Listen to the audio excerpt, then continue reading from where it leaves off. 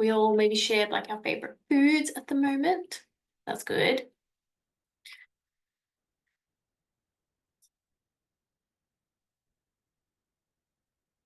What's everyone's favorite food or safe food at the moment?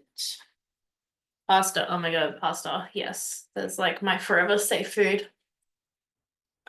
I went through a stage in high school where, bless my mother, I would have to take a thermos to school with like plain pasta with butter in it. And it would have to be like super heated at the start of the day, and then I'd eat it at lunch at school.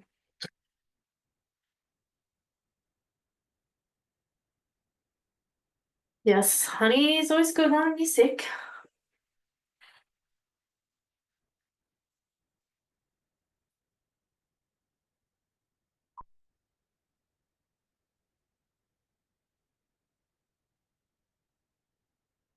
Have you got Manuka honey?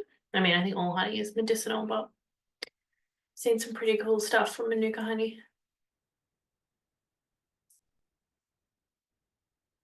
Hi Phil, how you going? We're just sharing our current favorite foods or safe foods or medicinal foods. I'll give everyone a couple of minutes to join. I'm not sure how many people are coming live. I know there's a few people waiting for the recording. So I'll be figuring that out afterwards. Thinking I might upload it to like a private YouTube link and then put the link in an email, because I don't know if I have the option of attaching video files to my email system at the moment. But that will be something good to learn.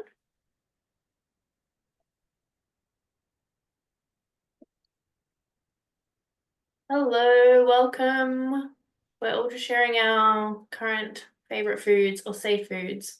Mine has just ended, but I had an obsession with chicken 2-minute noodles, which I think I've brought up on a live before because it was a very long obsession. But I seem to have finally got sick of it, which is annoying. But I was adding eggs into it, which actually made it a really nice, warm, wholesome breakfast.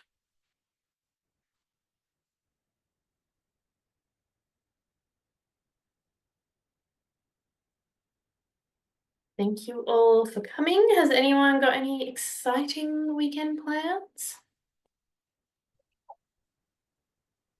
No, a bit too wet where I am. Oh, really? Yeah, Mm. Oh, yeah, in Queensland's getting hammered this weekend. yeah. Yeah.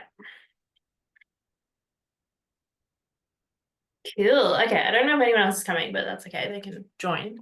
At least I don't have to let them in. I am going to keep everyone muted just for the first part, just for the recording, and because I will be easily distracted. But feel free to pop any questions into the chat. And then we've got the Q&A at the end as well. And let's get started. Just start my timer so I don't get sidetracked. So hi, I'm Kate. I think you all know me, everyone who's here. I just wanted a little bit about me. So in terms of qualifications, I have my Bachelor of Health Science in Nutrition, and then a Bachelor of Nursing and a Bachelor of Emergency Health in Paramedics, which I haven't really used, but I did enjoy the placement with that. In terms of lived experience with mental health conditions, I've previously been diagnosed with anxiety and depression and had some bouts of suicidal thoughts as well. With neurodivergence, I am autistic, ADHD, and OCD. And then in terms of experience with eating disorders, I have previously had orthorexia, which we'll talk about. So kind of that obsession with like clean eating and developing a real like fear of unhealthy foods or whatever terrible label you want to give to foods. And then I also have ARFID, so avoidant restrictive food intake disorder, as part of my neurodivergences, which we'll talk about. A bit of a disclaimer to just monitor your own, I guess, thoughts and feelings if you need to mute me or step away. Obviously, food can be can be an upsetting topic for some of us. We're coming out of all this, there's still a lot of diet culture language around, which we're going to talk about. So if you are someone who experiences intrusive or obsessive thoughts, even when talking about food in a positive way, just make sure that you are looking after yourself and stepping away as need be. Obviously, I'm here to talk about ditching diet culture and about the exciting ways foods can nourish us, but I still know that that can stress me out if, I'm talking about a food that has these exciting properties, but it's not a food I like, that I'm like, well, yeah.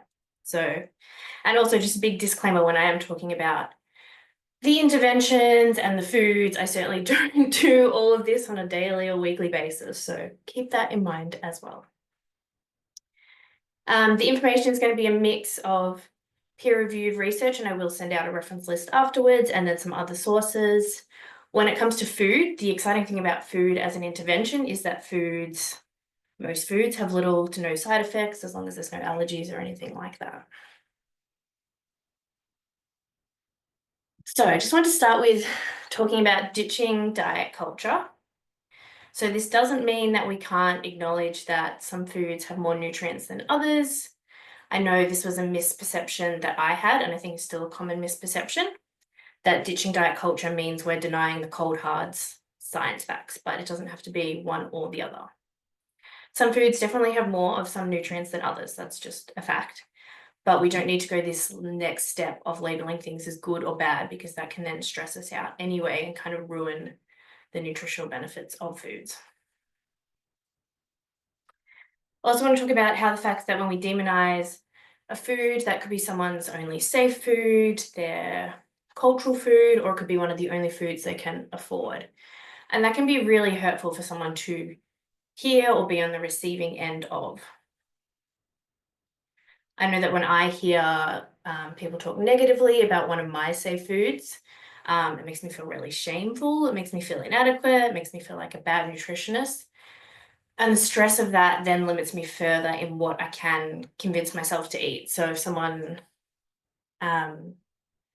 demonizes one of my safe foods, and I'm like, well, I don't want to eat that because so-and-so said it's bad, then I'm stressed because the food's been taken away from me. And then when I'm stressed, like the amount of foods I can convince myself to eat just shrinks and shrinks and shrinks. So yeah, I think we just need to ditch labeling food as good or bad, full stop, but it is a habit that we all need to break. I'm sure we've all grown up with that sort of language around food. But I think if you can be motivated to catch yourself out and make those language changes and just think about who else might be listening and whether you've just labeled one of their safe foods as bad or their cultural food or the only food they can afford for themselves or their family. Instead, I think it's much more exciting to move focus to what we can add to our diet. So like I said, this can still cause stress if we are talking about a food in a positive way, but it's food that we don't like or don't have access to or can't afford. Then it can still cause a little bit of stress, but I think it's still important for the general population to have this nutrition information, because a lot of it is just useful information to have and to start to realize how foods can affect us without becoming obsessive about it. So it's a fine line, but food is fuel. So I think it's still important to get that information out there. And another motivating factor when we're talking about ditching diet culture could be to also think about the impacts on the next generation. So I feel like we've come a long way as a society, and a lot of us are quite conscious in not passing on like body image concerns, especially if there are little kids around who are listening. And I think we just need to extend this further to not demonizing foods or labeling foods as good or bad, especially when there are kids around. Often kids don't have that filter or that context, so they might think, oh, that's a bad food. I ate that food, so therefore I am bad. And even though we are kind of making these steps towards positive or neutral like body image language, we're still seeing, unfortunately, an increase in eating disorders in young children. So in children as young as 5 and up to 13 years of old, eating disorder diagnosis has actually doubled in that age group in the last 10 years in Australia. So I think that's really something to be mindful of if you are talking about food in front of kids.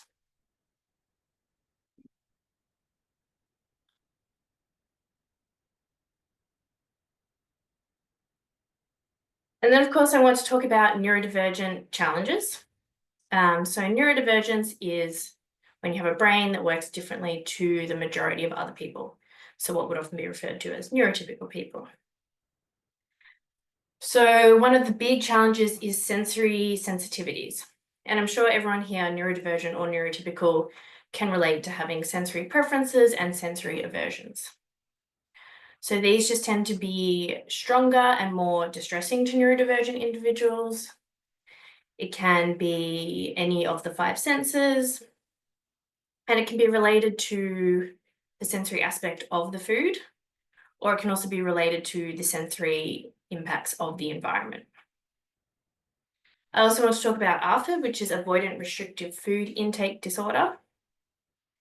So this has only been recognised in the Diagnostic and Statistical Manual, the DSM, since 2013.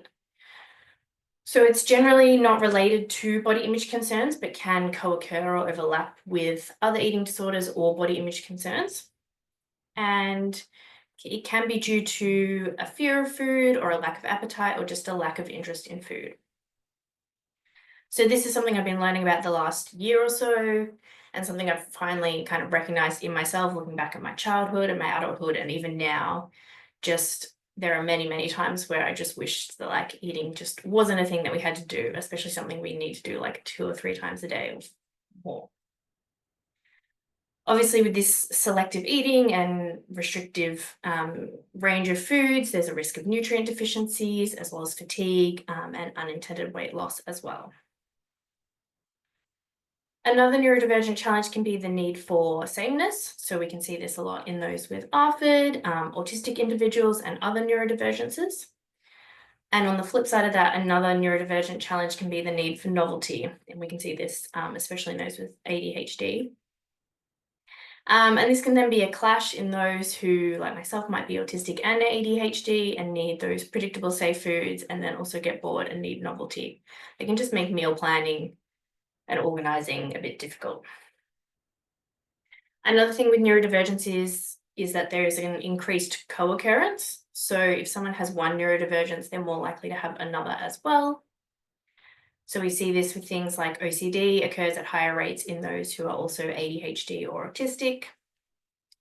And then OCD can become a way through which eating disorders develop. So through those intrusive thoughts, the obsessions, they can then play out as specific behaviors relating to food, which would be the compulsions. So I know when I was going through periods of orthorexia, which was this obsession with labeling foods as either good or bad, like there was no neutral ground in there. And that came with a lot of very intrusive thoughts, a lot of just constantly thinking around food. And then different compulsions, so avoiding different foods, forcing myself to eat different foods, and then excluding myself from social situations as well. And the last one I want to touch on, which kind of goes into the diet culture as well, is obviously neurodivergent individuals can receive a lot of judgment around their food choices and their fluctuating capacity to eat different foods on different days.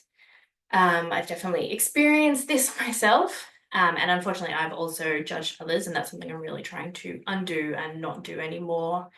Often it doesn't even necessarily come from a bad place. You know, there can be concerns over loved ones and whether they're eating enough or eating enough variety. And that's something I do struggle with, to keep my mouth shut and to kind of work through it, because judgment is not going to help anyone.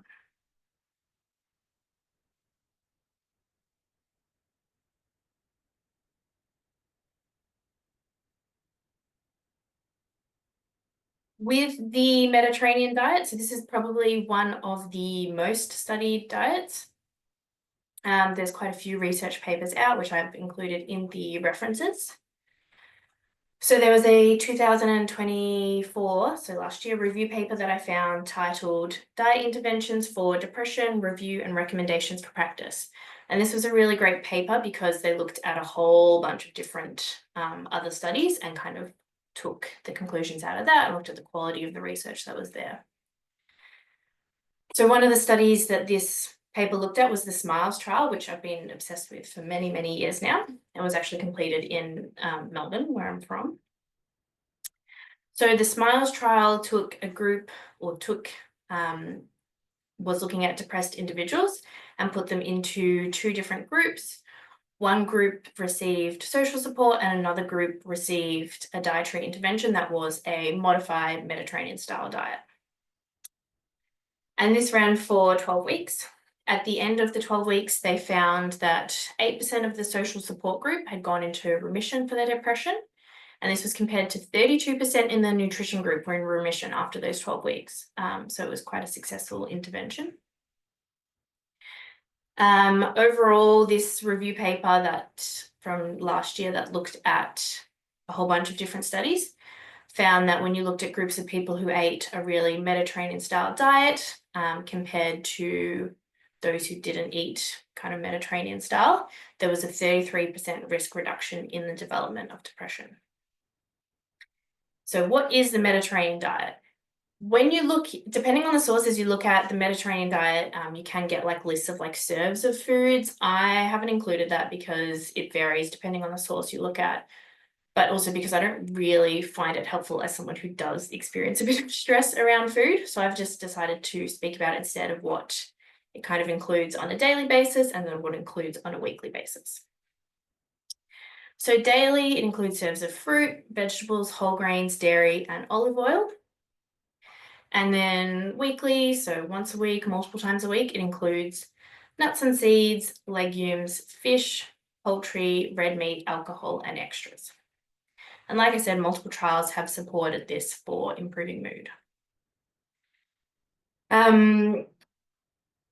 I also want to mention that we are starting to see a bit more research on other traditional diets. So just keeping in mind, I know there's a few clinicians on this call as well, when we're talking about it, and obviously I mentioned it in ditching diet culture, we don't want to be, I guess, pedestaling like one cultural diet above another. We want to be conscious of cultural safety. So I'm excited to see some more research coming through about other traditional diets as well. So one of the ways the Mediterranean style diet can support mood and reduce those depressive symptoms is through an anti-inflammatory effect. So remembering that mood disorders can have that inflammatory aspect. So stress can create an inflammatory response in the body, and this can impact mood. And we see that we get into a bit of a conundrum here because stress increases inflammation, inflammation increases stress, and then both stress and inflammation can make it difficult to prepare and then eat those anti-inflammatory foods. So I think this just emphasizes the importance, obviously, of going beyond nutrition. Like nutrition is my passion, but I don't think it's like one magic thing that's going to fix everybody. So yeah, just emphasizing the importance of stress management, medications when necessary. There are some really cool supplements that can give us that anti-inflammatory effect if we need extra support or aren't able to obtain them through food. And other supplements that have benefits for our stress response. And then some cool probiotics as well, which I will get into, that can modulate the gut microbiome. One last thing about this review was that they did find that when they looked at the studies that used a nutrition health professional compared to another health professional, they did find that those studies were the most effective and had the most benefit, which I quite liked the validation of that because I did study nutrition for 3 years. So I'm excited to see other health professionals acknowledge the importance of nutrition, but I think if you really want to get into it, you want someone who's not only studied for those 3 years, but is engaged in ongoing research and professional development as well.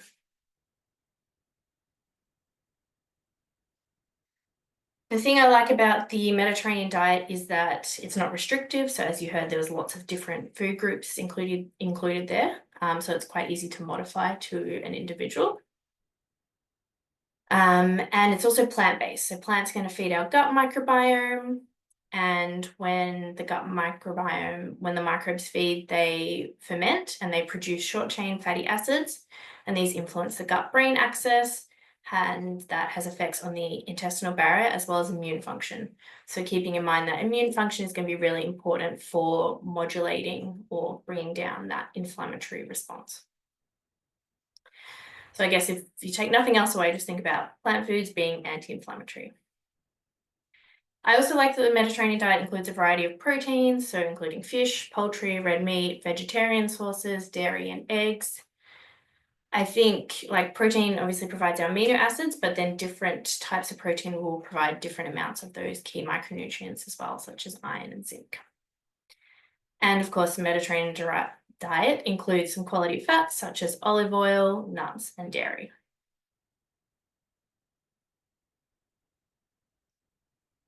So I want to go over some of the key nutrients when it comes to supporting mental health. Obviously, all essential nutrients are essential for the human body for a reason, but there are some key ones that we need more of, that we use up more when we are stressed, or that can be difficult to obtain just regularly as much as we need. So the first one is protein. So like I said, different sources of protein are going to have different amounts of those key micronutrients such as iron, zinc, and B12, which are all really important for supporting mood and the stress response. Protein helps to stabilize our blood glucose levels, so support our energy levels throughout the day. And then it provides us with those key amino acids that are required to make neurotransmitters such as serotonin and dopamine.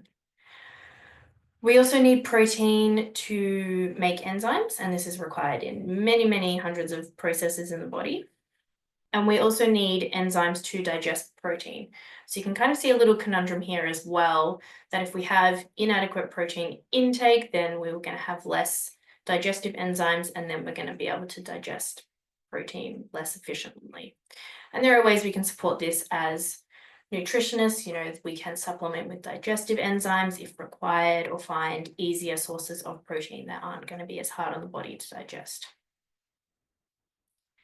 When it comes to digestion, there are a few things to just keep in mind. Digestion could obviously be its own whole talk, but one of the key things being that when we think about our nervous system and whether we're in rest and digest or fight and flight, and this is kind of one of the things that is a bit black or white, like you're either being in your parasympathetic nervous system dominated, that rest and digest state, or fight and flight. So if we are stressed, it is going to make it more difficult to digest the food. We want to keep in mind to have adequate protein intake each day, but also spread throughout the day for absorption and energy maintenance. And this is a common issue I see with many people, clients, myself, not having that adequate protein at breakfast and lunch, and then energy levels kind of being fluctuating throughout the day. We need good digestive function as well as those key enzymes to break down the protein. And then if we look at serotonin as an example, we also, while it's made up of those key amino acids, the pathway to make it up requires other micronutrients as well. So including iron, folate, calcium, vitamin B3, vitamin C, and vitamin B6. I also want to touch on stomach acid because I feel like it has a bit of a bad reputation potentially. So the two main roles of stomach acid are to prevent infection and start digestion. And we currently have an issue in Australia with an overprescription of antacids and PPIs, which are proton pump inhibitors, so medications that work to reduce stomach acid. So obviously, if we're reducing stomach acid, there's going to be an increased risk of infection, as we're not going to have that protective acidic environment to destroy bacteria, and the bacteria have an increased chance of survival. We can then also have a slower or inadequate digestion because there's less acid in there, so the food has to sit in there before it's ready to move to the next stage. And this can sometimes ironically result in reflux because the food is sitting there for longer in your stomach, it's fermenting, and then it can push back up into the esophagus and have that acidic, refluxy feeling.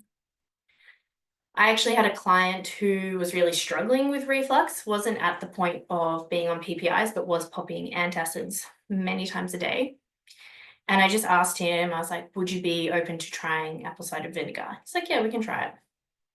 So we did, I think, 5 mils apple cider vinegar, 10 mils of water. It's a little Bernie hot shot that he would have before breakfast, or you can even do it before each meal. And he actually found that that helped his digestion, reduced his reflux, and he no longer needed the antacids multiple times a day. And I think that's because we were actually supporting digestion, not trying to work against it as such. Just read the comment. What is the blue muffin test to gauge motility? Is that where you eat something blue? Sam's just popped a comment in saying, Zoe's blue muffin test is fascinating to gauge motility. I have seen this. I actually need to do it on myself, where you have something like brightly colored or food coloring and see how long it takes to go through your digestive tract. Back to PPIs. PPIs actually make up the top 10 list for medications prescribed in Australia. And again, I'm not for or against medication. I just think we are seeing these medications misused, and that's being acknowledged even by mainstream medicine. I've popped an article in the references, but I just want to read this quote from the Royal Australian College of GP article. And it says, PPIs are often used beyond the 4 to 8 week duration recommended for most indications. So these medications are only meant to be used for a couple of months, but we're seeing people just on them permanently from a very young age. An international review reported PPIs were overused or improperly used by 11 to 84% of patients. That's a very big number. It says 15% of Australian adults receive at least one PPI prescription each year, suggesting a large number of Australians are exposed to the risk of adverse events without additional benefit. So obviously when we're interfering with digestion and not supporting it, like I said, that increased risk of infection, we can have decreased absorption and digestion of key micronutrients. And there's even research looking at the long-term effects of that, including risks such as potentially dementia as well, which makes sense if we are having chronic low levels of those key micronutrients, especially the ones that can't easily be tested on a blood test. Okay, I'm just catching up on the chat. Blue poop challenge. Why is this a thing that everyone knows? Okay, I'll have to look at that afterwards. No worries, Phil. Thank you. Pantoprazole, PPI. I really want to say yes. I don't know why I'm doubting myself. I'm like 99% sure it's classified as a PPI and one of the most prescribed, I'm going to say. So we created an easy test where you take a muffin that's not dyed with food dye and then observe how long it takes to pass. Yeah, 36 to 48 hours is dyed. Yeah, that's cool. I like that. I should do that. Some other key nutrients, again, a lot of key nutrients when it comes to the human body and mental health. Water can often be overlooked. I might take some wine while I'm here.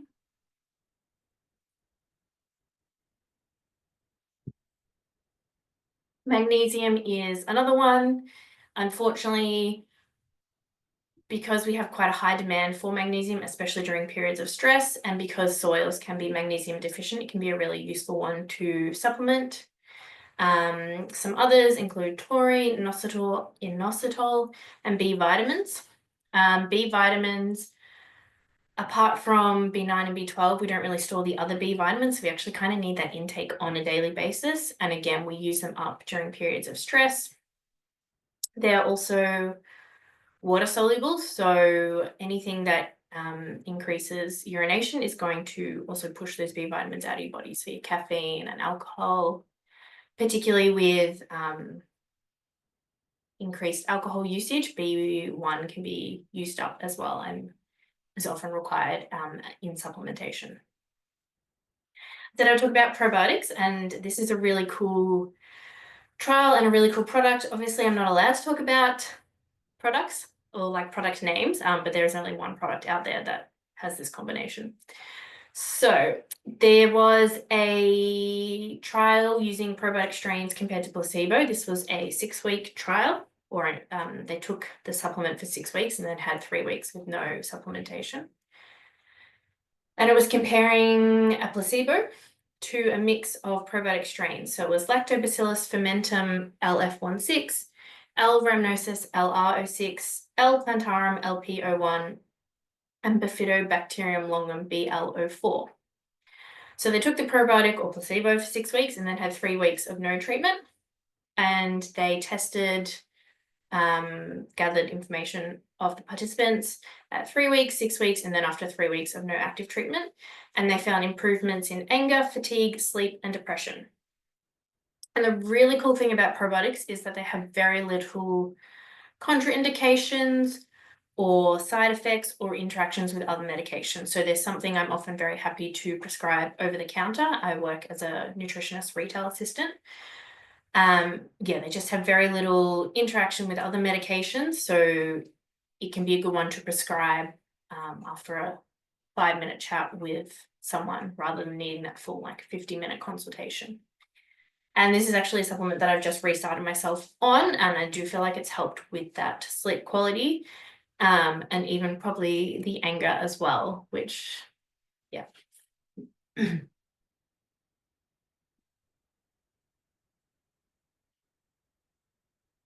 me catch up on the chat.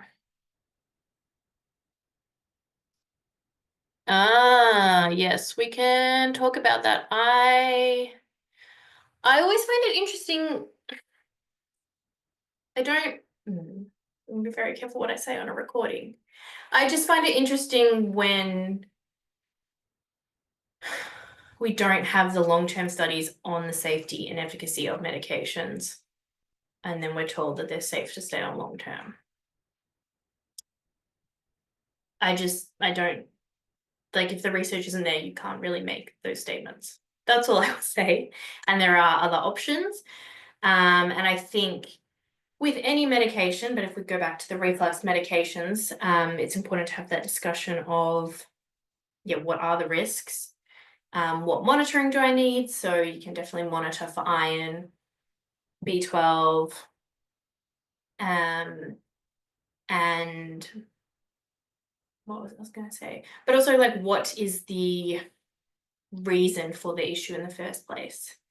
And there are some unavoidable conditions that can require medications, but I guess it's that whole going back to I guess, yeah, like, why is it happening in the first place and getting to the root cause. Okay.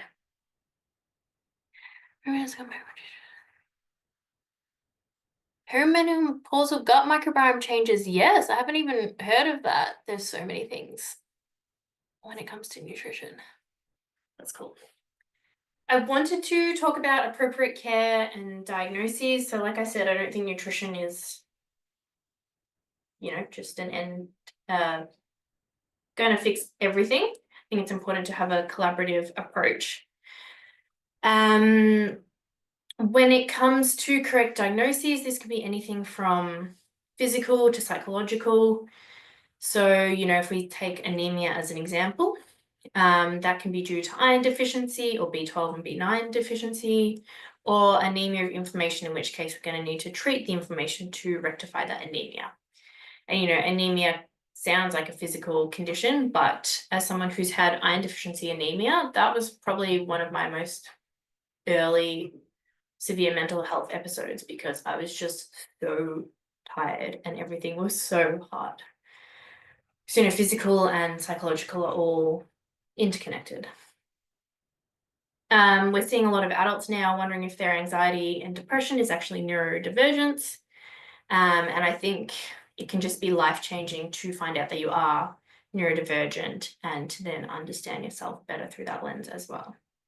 And also important to think about when we think about important medications. For example, ADHD medication can be quite life-changing for some. So if you think about people being misdiagnosed as anxious or depressed and there's an underlying ADHD factor in there, then they're going to miss out on the opportunity to try that potential medication. I think it's also important, or I'd recommend looking for practitioners who are neurodivergent affirming. And that could start by asking them if they're neurodivergent affirming, but then also asking what that means to them, because we're kind of seeing it used as this term that people use for marketing spin without really doing the work to understand it. And again, important to think about when we consider that there's this big overlap between neurodivergence and eating disorders and standard eating disorder care. is not neurodivergent friendly at all. Sometimes eating disorder care can include needing to eat at certain times or needing to eat a certain amount or needing to be exposed to a wide variety of food. And that would be a really distressing goal for someone who is autistic or ARFID.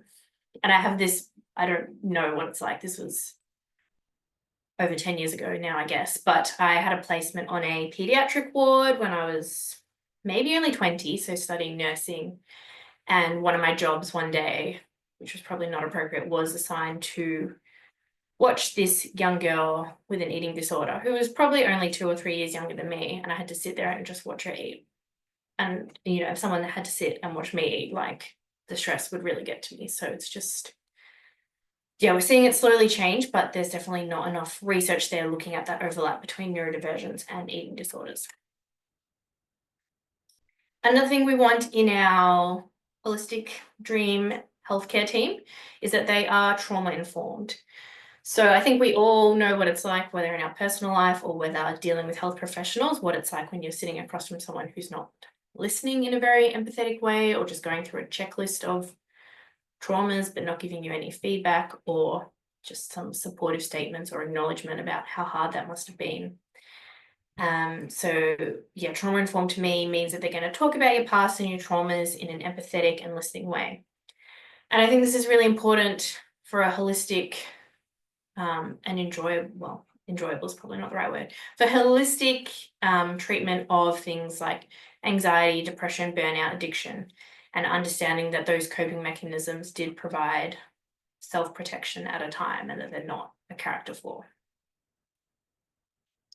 One of my favorite therapies that kind of ties this all together or has this approach is internal family systems framework. So this treats your internal world similar to an external family. There is a really great book out there called No Bad Parts, written by the creator of internal family systems. And basically this framework, in this framework, you are the leader or the parent and you have all these parts to take care of. And it can be really good for dealing with conflicting parts. So even before I knew I was autistic and ADHD, I found it to be useful therapy because I could look at those different parts and have a discussion with them and try and meet all of their needs. And often these parts of us just want to be seen or to know that we're now an adult who's around to take care of things. Going back to eating disorders and neurodivergence, a high number of those with eating disorders are neurodivergent, and a high number of neurodivergent individuals will experience an eating disorder.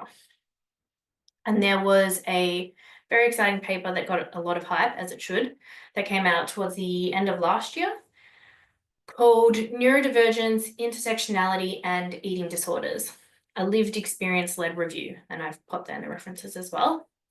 And in this review, which was led by neurodivergent individuals, they found that 21% of autistic people are at risk of developing ARFID. Those with OCD have poorer outcomes with standard eating disorder treatment. And often neurodivergent behaviours might be mistaken for other eating disorder behaviours, which I've kind of touched on. So for example, that lack of appetite, skipping meals, not wanting to try different things, these could all be ARFID behaviours that aren't motivated by weight loss or body image concerns, but they can be ARFID traits that are then mistaken for other eating disorders. And then just touching on medication benefits and side effects. Obviously, medication can be life-changing for some, and I'm not here to shame medication use. If you follow me on social media, you might know that I was trying to seek ADHD medication. Haven't made it there yet, but I'd like to try it one day. But I am passionate about actual informed consent and evidence-based treatment. So one of the other medications that we see being acknowledged as being used inappropriately in Australia is antidepressants. So Australia is the second highest worldwide user of antidepressants, which really boggles my mind. Antidepressants are meant to be used for a few months. That's how they're generally studied, but people are now on them for 4+ years. And often people are not warned of the severe withdrawal symptoms. And there is a lot more people coming out and speaking about this now. And I just have a lot of passion around this because I've seen it in my own life with my loved ones of people who had to either give up coming off them because it's just too hard, or other friends who've really had to suffer coming off them with a psychiatrist telling them that it's fine, like there's no issue coming off them, you'll be fine, but they've really suffered through that withdrawal syndrome. And that was because they were placed on a medication that wasn't going to be pregnancy safe and they were doing preconception care. So I think we just need to be presented with the information so we can make an informed decision. The guidelines in Australia from like the Royal Australian College of GPs, for mild to moderate depression, they recommend starting with like nutrition interventions, counseling, exercise, those kind of lifestyle interventions if they are accessible. But often we are seeing that antidepressants are being prescribed as first-line treatment, even though the guidelines don't support this. When it comes to nutrition, we can see appetite increases or decreases, and then some nutrient depletions as well to just be aware of, depending on how that medication is metabolized.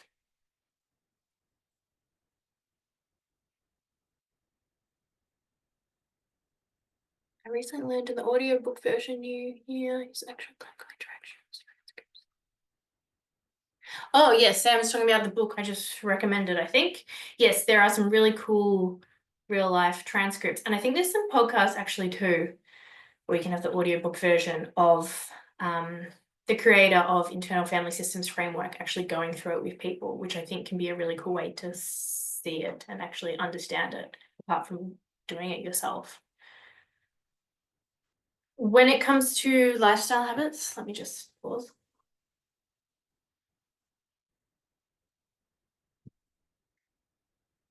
When it comes to lifestyle habits, I'm obviously a big fan of these for supporting mental health as well. Some of the big ones that come to mind include circadian rhythm. So, most of us, our bodies want to be awake during the day and asleep at night. So getting outside for that early morning sunlight can be a really powerful way to let your body know that it is daytime and support energy levels that way. If you have a menstrual cycle, this can be a really important piece of information as well. It's referred to as one of the vital signs. So tracking that can provide useful information, and also just being aware of it and knowing that on the one hand, energy fluctuations throughout the menstrual cycle are completely normal, but then on the other hand, severe PMS or even PMDD, severe mood, fluctuations throughout the menstrual cycle might be common, but aren't necessarily normal. And there's a lot we can do through nutrition to support that, and also, again, getting to the bottom of it. Movement, obviously a big one, can be as effective as antidepressants. And then connecting with others is important. And just briefly, because I'm hitting the 40-minute mark, how to make a start. So this is something I've really had to work through in building habits with myself and even with clients. So I think one way to get started on making changes or trying things is just to experiment on yourself in a safe way and agree with yourself to try something for a period of time to see if it works. It can also be worth starting with those things that are generally easier but provide a bigger win. So when I think about that, I definitely think about protein, especially if you're someone like me who doesn't currently eat a lot of protein or not kind of having enough 3 times a day. That can make a huge change to energy levels and then to mood as well. Water, like I said, we can be easily dehydrated without noticing it. Managing blood glucose levels by eating regularly, having protein, stress management. There are some key nutrients like magnesium, taurine, inositol that can be supplemented through a chat with a health professional, which could even just be in a health food store.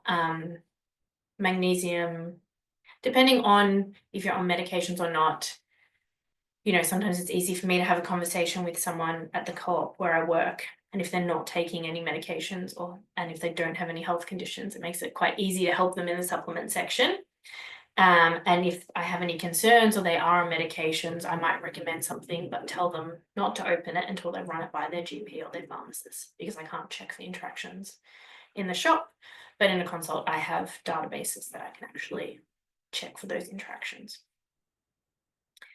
And then some other easier but big wins: aligning your circadian rhythm, movement, and then assessing B12, vitamin D, and iron levels. And these can be usually tested by your GP through Medicare.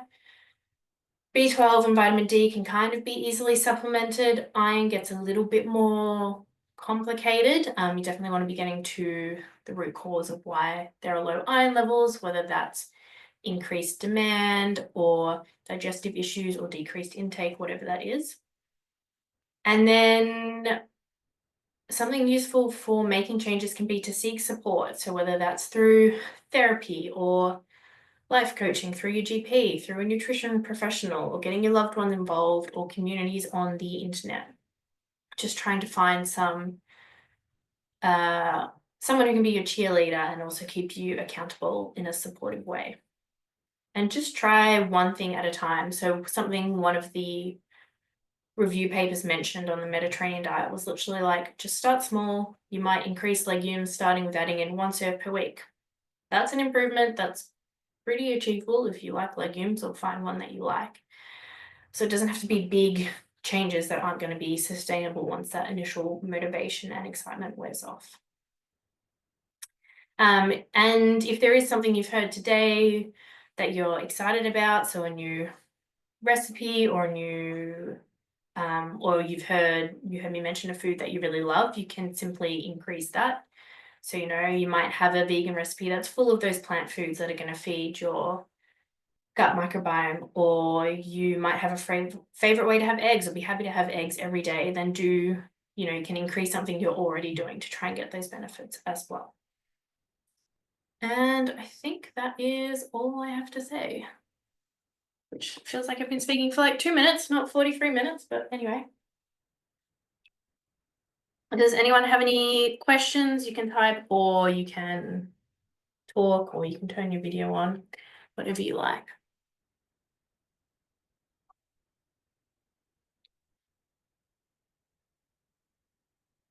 Menopause care. Menopause care is oral contraceptive birth control, progesterone-only birth control, SSRI, HRT. That's interesting, Sam, because I thought that there was more of a push towards HRT these days, but I'm not across menopause care. I'll be very honest about that. Does anyone have any questions? I'm going to sit down now.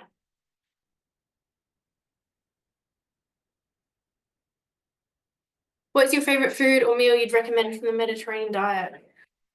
Oh, that is a good question. That would also be a great idea for a cookbook. Probably one of your recipes, Molly. So if you don't follow my sister Molly, she's Wellbeing Web on Instagram. She's a vegan nutritionist. I mean, I do love eggs, so that helps. I do love red wine. Probably like a roast veggie. I know pesto is not really Mediterranean, but it's got Mediterranean ingredients in there. So probably like roast veggie pesto, pasta not being really Mediterranean. But, you can get legume pasta. That's close enough. That's kind of modified Mediterranean. That would be one of my favorites. And I've just got back into fruit, which is exciting because I've not eaten a lot of fruit. But it's good working in a co-op. We can literally just buy, like the other day I was hungry, and my colleague's like, why don't you get a banana? And me, being me, was like, no, I need like protein, something like with lots of energy in it. And then I paid like 60 cents for a banana, and like it helped to get me through to my next break. And it was really yum. And there's like a whole crate of bananas to choose from. So it's pretty easy to choose one that's the right ripeness, because I'm very sensitive to fruit textures. And also plums. I'm really into plums. The red flesh, blue on the outside plums. What's everyone else's favorite Mediterranean style meal? I struggle with fruit as well. Yeah, I think it's hard. And I bought plums at the supermarket the other day and forgot that I live in Queensland now. And like I ate one and it was a it was actually not quite ripe enough. It was a bit hard, but I managed to eat it. And then 2 days later, I went to look in the fruit bowl, and my other plum had already grown mold, and it hasn't even been that hot in Queensland lately. So it's also just hard to store. Like, you really have to eat it like that. But I would like to get back into it because it is yummy. And obviously has a lot of benefits, but also just tastes good. Hey, Kate, sorry. Yeah, no, that's okay. Please. Driving, so sorry, no video. That's okay. But I wondered if we could go into a little bit more detail. I'm like you, I'm like really obsessed with the Smiles trial. I think it's amazing and also very much love that it was done in Australia. Um, you talked about how there was social intervention, but from my understanding, and you can correct me because this is what I'm asking, there was technically social intervention on both. So the dietary intervention, was that teaching them about food and how to have food, but then the social was just like meeting with them and having a chat, basically to rule out whether it's the community or the actual dietary. Is that your understanding of it? Oh, I'm just bringing it up now. That sounds familiar. I know one of the cool things about this trial in terms of like a cost perspective was that they costed it, and it actually costed less than what the participants were eating beforehand. Obviously, there's like probably more preparation time that went into it because they're probably cooking more than previously, but let me just have a quick look at what it said they did.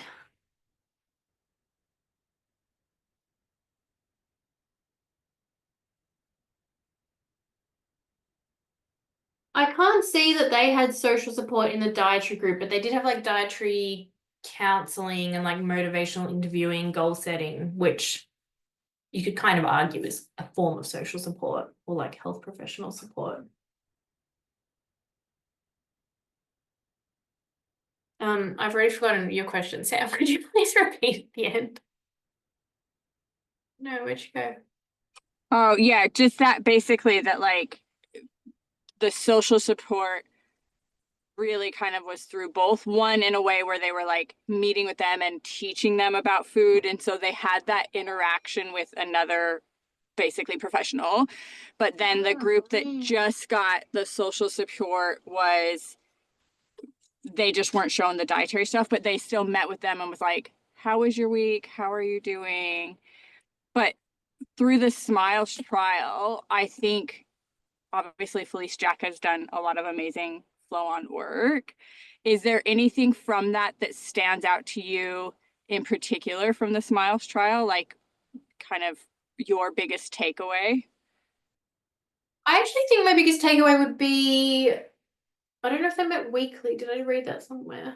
I've already lost where I was. I think it's that ongoing support. And this is something I've actually thought about with my business. And actually, we were having a chat about this on my reel the other day, Sam, about that like ongoing support. And I don't know, I want a better word for accountability, like a cheerleader accountability buddy, like a friendly accountability buddy, not like a harsh accountability buddy. But I think it's that ongoing support, not like a once and done or just hand people information and send them on their way, but like actually talking them through how you're going to fit this into your week, when you're going to do it, and then checking back in with them and making those changes. And I think that's a big one. And it kind of covers whether it's like social support, professional support, kind of you're including that social support aspect, but then actually like the practical aspect. And I think that's something I would love to offer in some way in my business, whether that's like voice clip access or just like daily check-ins or WhatsApp or whatever it is. But I think it's that little hit of motivation, especially for those of us who struggle with motivation, to make and maintain those changes and also modify them as necessary. Because I think with any healthcare intervention, whether that's like strength building or nutrition, you know, you can be sent on your way with a plan and it can sound great on the day. And then you go away for 1, 2, 3, 4 weeks and you come up against all these obstacles. And then you're only checking back in for like another 30 minutes or 40 minutes with that health professional and you might troubleshoot some of it, but I think that little daily, like those little daily tweaks or weekly tweaks can be a lot more useful. So I think that's something I kind of like from the Smiles trial. And I think they did meet weekly, but now I've lost where I was on the page. Yes, 7 individual dietary support sessions. Maybe it was fortnightly. Our first 4 sessions occurred weekly and the remaining 3 sessions occurred every 2 weeks. Like, I think that would be something very useful where it's not like you're making a whole new treatment plan every week or every 2 weeks, but you are modifying things and kind of taking the next steps potentially, or modifying them so they're achievable. I think the practical aspect is what so many struggle with most. Yeah, I see that in myself and with clients, and I feel like it wasn't really touched on that much in my degree.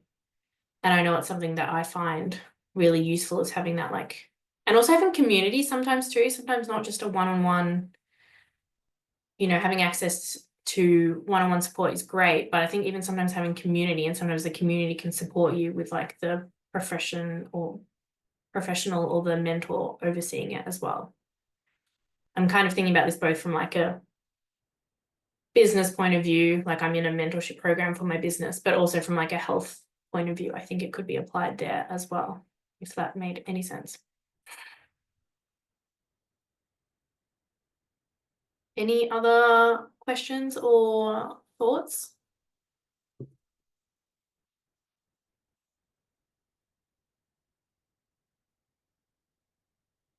It's been amazing. Thank you. Thank you. Send through more questions. I will send through the list of references and try and get the video uploaded to YouTube and send out the link, I think, for a private YouTube link. So thank you everyone for being here. If no one has any more questions, I might jump off. Well done. Thanks, Michael. Thank you for being here.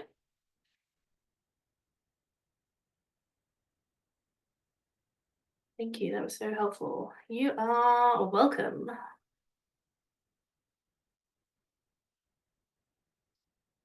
Happy Friday, everybody.